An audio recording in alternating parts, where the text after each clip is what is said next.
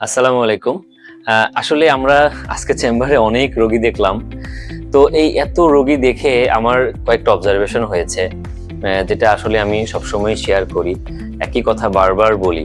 সেটা হচ্ছে যে এই মায়েরা বিশেষ করে একটু বাচ্চারা বড় হা করলেই ২ পাশে দুটো বড়, বড় টনসিল দেখতে পায়। কিন্তু বাচ্চার কোনো ব্যথা নেই, খেতে অসুবিধা নাই। মায়েরা খুব worried থাকেন, খুব দুশ্চিন্তায় থাকেন। এই টনসিল না জানি কোনো ক্ষতি করবে বাচ্চার।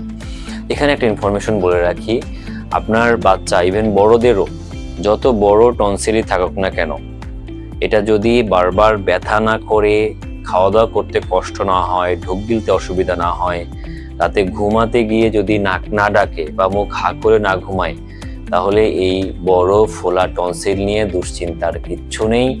এটা অপারেশনের কোনো প্রয়োজন নেই, এমনকি এটা ছোট করার জন্য যে ওষুধ পত্রেরও কোনো প্রয়োজন নেই। এটা আপনার কোনো ক্ষতি করবে না।